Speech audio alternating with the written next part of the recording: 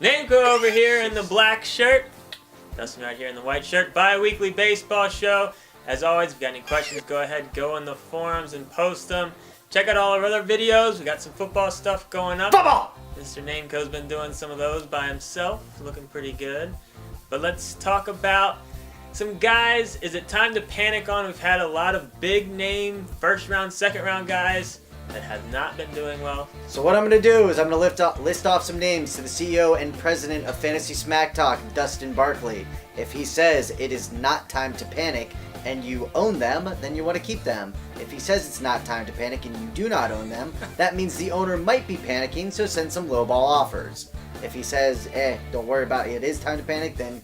This just got really complicated. Here we go. You'll understand when I go. Clayton Kershaw. It is not time to panic. He started off slow last year and had a sub-2 ERA the rest of the year. Kluber.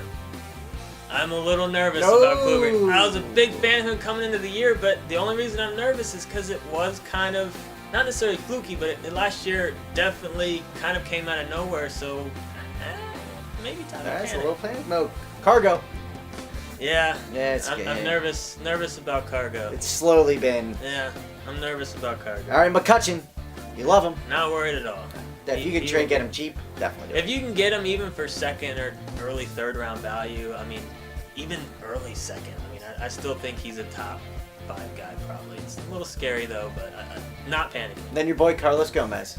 I just wanted to talk about him. I mean, he's healthy now. I think he will put up the numbers that he was probably going to put up, which still wasn't first round value type numbers like he was getting drafted. Dustin hates Carlos Gomez, but with reason. He Clearly. should have been late second, early third, not late first, early second. I'm only mad that he was going one round earlier than he should. But when it's that early in the draft, it's way more drastic. He's going fourth. He could have been like fourth overall in some ways. You That's never know. right. It's just nuts. He's good though. All right. Quit hating. Let's talk about mustads. My start and you start. Grandal, catcher for the Dodgers. He's healthy. Always liked this kid. He's 27 now. I don't think we've seen the best out of him. You know, he's shown some flashes of greatness. I think he's a catcher that needs to be owned in a lot more leagues, only on 60%. All right, here's a guy that I personally loved in the preseason. It started terrible. Broke my heart. And that's Kong. Third base shortstop eligibility as well for the Pittsburgh Pirates. Only owned in 25% of leagues. Why I loved him coming into the year is that he's a rookie, but not really. He's been in the Korean leagues, and he was a beast overseas. So I thought he'd come in and start producing, fairly early, doing pretty well. They did not start this year good at all. But as of late, he has been playing fantastic. His numbers over the last 2 weeks are absolutely ridiculous. He is not yet an everyday player for the Pittsburgh Pirates, but with how Josh Harrison's playing and his numbers being so ridiculous, that happens sooner than later. It is time to grab him on your team. Next, we got a youngster, and that's Paredes for Baltimore, third base.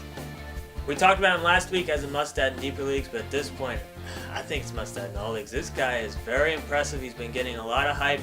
Only owning about 50% of leagues. I think he's batting around 350, and he's just been doing it all. This kid could be for real. A few years ago, I didn't necessarily like, youngsters that just have these little hot streaks. It seemed like they always fizzled, but for whatever reason, it seems like some of these youngsters are keeping it going a little bit longer. He could be one of those guys, tough position to fill. I like him. All right, next one I got is AJ Ramos, relief pitcher for the Marlins. Here's the thing about him. He has had a K per inning. We like that. His ERA is slightly above 1. We like that. What we don't like is the fact they haven't yet named him as the closer, which is nuts because it's been a carousel around there. It's been crazy. We think it'll eventually happen, and he's the guy for now. So if you need relief pitcher help, he's the one you should be snagging. All right, let's take a look at people in deeper leagues. First one's Noah Syndergaard, youngster for the Mets. Just got called up. He's already owned in 60% of leagues, which isn't necessarily that surprising because anytime, the next big thing gets called up, everyone runs out and grabs him. I'm not saying he's must-add in all leagues just yet, but he was pitching really great in the minors, and if you want to be the one that takes a gamble on him, obviously you're going to need to pick him up now if you want him. This kid could be the real deal. It's a good chance he stays up for the rest of the year. All right, here's a name, Sin-Soo Choo. He was great 2 years ago. Last year he was terrible. He started this year terrible, but I always kind of saw spot in my heart. He's been playing a lot better as of late.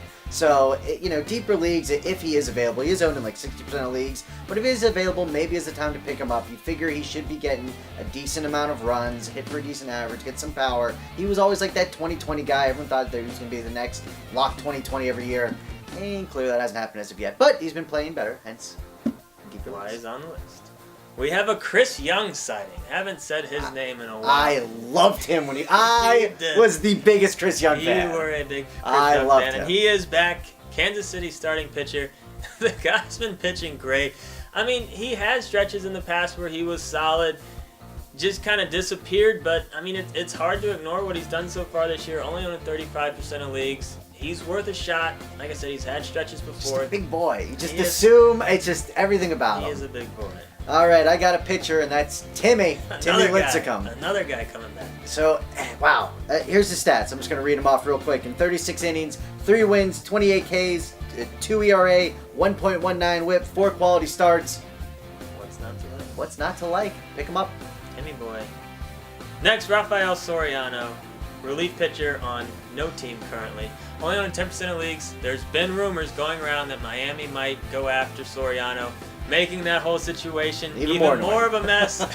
So, I mean, deeper leagues where closers have value, it's worth a gamble. I mean, if they do end up signing him, there's a very good chance that he just gets thrown right into that role.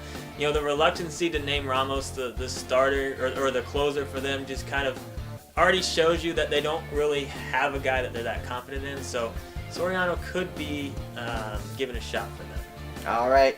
One guy to keep an eye on. No. You One got guy. one more? You got one more? All right, go. John Neese for the New York Mets. Here's the thing. If you like Tim Lincecum's numbers, look at his numbers. 37 innings, 3 wins, 25 Ks, about a 2 ERA. It's very similar with 1.43 and 4 quality starts. Both of these guys at this point have had hype in the past and got the potential. Should be added in pretty much all leagues, but at least deeper leagues certainly. And one guy to keep an eye on. Your favorite. Ruby De La You Rosa. love this guy. I was a huge fan of his before he got hurt. Dodgers? He was on the Originally? Dodgers. Yeah. Now he's on Arizona. Starting pitcher, 15% he's owned right now. I'm still just saying keep an eye on him just because he's been up and down, but this guy has good K potential. I do like his upside. Certainly someone to keep a close eye. Saw you itching over there. That was itching. So, check out all our videos. We're about to shoot a video on who? Tom Brady.